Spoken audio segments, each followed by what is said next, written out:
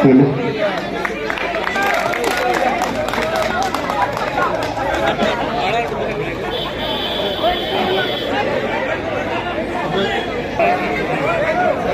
Vote किसे देना? हम चाहते हैं कि वोट उसको मिले जो चूरू विधानसभा का विकास करे, चूरू के आमजन का काम करे। 30 साल आपने देखा है और एक 5 साल का कार्यकाल हमारा भी देखा है। सोचना होगा चूरू विधानसभा के आमजन को, बदलाव की जरूरत है।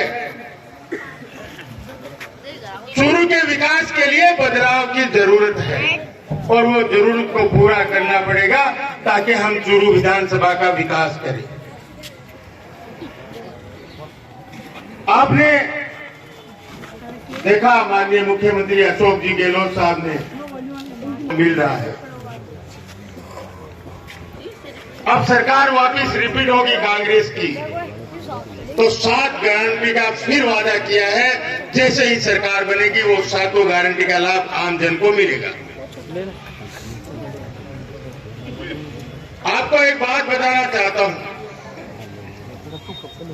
अपना सारे भादरा तहसील है ना, अपने लोकसभा क्षेत्र में भादरा के करे मेरा भाई एक बार एमएलए चुने और वो काम नहीं करे 5 साल ना तो मेरे पटकड़ी दे दी। ये 30 साल हो गया सहन करता और काम क्यों करे को नहीं? बार बेरो के मैं काम करा को नहीं, लेकिन मारे चुन के भेजा तो काम करने की जरूरत क्या है? आगे का जो समय आ रहा है उसमें ये तय करना है कि विधायक वो रहेगा चूरू का जो चूरू विधानसभा का विकास करेगा। वो तो मेरी भी कह रही हूं कि 5 साल में काम नहीं करा ना तो पटकनी दे दियो के बात है, मैं काम कर सी बोरे से।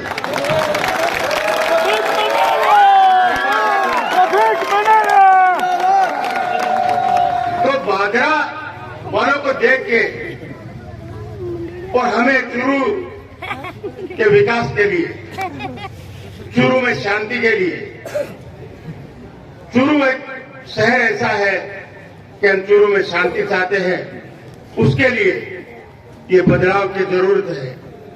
एक बार मौका देके देखना चाहिए कि रफीक मंडेलिया कैसा आदमी है।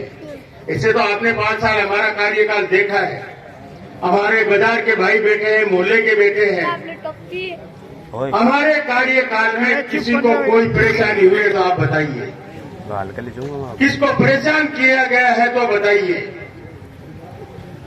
देखो जब हम विधायक बने थे, ये रिकॉर्डेड बात बोल रहा हूं, तो महीने में 100 केस बनते थे, उसको हम 10% पे लाके छोड़ा था। ये रिकॉर्ड बोलेगा, मैं नहीं बोलता हूं। जैसे मेडिकल कॉलेज हम लेके आए और भारतीय जनता पार्टी के लोग बोलते हैं कि हम लाए, तो वो तो रिकॉर्ड बोलता है। आप कैसे लाए? मुख्यमंत्री अशोक गहलोत जी थे, एमएलए हम थे, हम लेके आए, उनके कार्यकाल में उसका डेवलपमेंट हुआ। तो उनकी लाइन में वो लाने वाले होते तो और 10 लाते थे। हमारे जो एमएलए थे यहाँ 6 बार चुन के गए, 3 बार मंत्री रहे। हमने हॉस्पिटल का इतना सुधार किया था, उसकी वापिस वैसी की वैसी दशा हो गई। सबसे पहले हमें हॉस्पिटल को सुधारना है, हमारे चूरू के अंदर गलियों को सुधारना है, अच्छा शहर बनाना है कि ताकि चूरू के अंदर कोई आए तो ऐसा लगना चाहिए कि चूरू भी एक शहर है। चूरू वैसा का वैसा बिछड़ा हुआ पड़ा है। तो मैं तो 2008 में आया था और 10 साल में पटकनी खा के बैठे हूं, वो चूरू भी है तो भी कोई अंतर हो कि बता दो। दूर साथ बात सुनकर आप साथी बात करा। तो अब जो चुनाव आया तो मेरे को ऑफर आया कि आप रतनगढ़ से चुनाव लड़िए। मैंने कहा मैं रतनगढ़ से नहीं लड़ूंगा। फिर मेरे को बोले आप जयपुर से लड़िए। मैं बोला मैं नहीं लड़ूंगा। बोलता क्यों नहीं लड़ोगे? मैं बोला इसलिए नहीं लड़ूंगा कि पिछला चुनाव के अंदर मुझे चूरू के अवाम ने 85,000 वोट दिए थे, उनका कर्जा मेरे सर पे है। इस बार मैं विधानसभा का चुनाव चूरू से लड़ूंगा और चूरू के लोग, चूरू के अवाम, 36 कौम के लोग चाहते हैं कि अब की बार रफीक मंडेलिया को विधानसभा भेजेंगे और वो 5 साल के अंदर में उनको काम करके उनका कर्जा उतार के फिर मैं सोचूंगा कि मुझे क्या करना। तो मैं जब चुनाव के पहले मुझे मीडिया के लोग पूछते थे कि रफीक भाई इस चुनाव में क्या होगा, मेरे का क्या होगा, विधानसभा जाएगा रफीक मंडेलिया, लेकिन ये मत पूछना वो कैसे जाएगा। उसका जवाब आज उनको देता हूं मैं कि लोग 36 कौम के लोग मुझे प्यार करते हैं और 36 कौम के लोगों ने कहा कि अब की बार आप टिकट लेके आना, अब की बार आपको चुनाव जिता के हम भेजेंगे। तो मुझे विश्वास था अपने आप पे कि हमारे आमजन चूरू के लोग कहते हैं ये आपको, हम चूरू के अंदर शांति चाहते हैं और चूरू का विकास चाहते हैं। मैंने अभी रतन नगर में भी कहा, रतन नगर वैसा का वैसा पड़ा है और देहात के अंदर में गया, देहात में जो मेरे सामने उम्मीदवार है वो प्रधान भी रहा है, जिला प्रमुख भी रहा है। जिला प्रमुख बहुत बड़ी बात होती है, लेकिन देहात के अंदर काम नाम की कोई चीज नहीं हुई। मुझे समझ में ही नहीं आता उनका बजट कहां जाता है और कहां उन्होंने लगा दिया।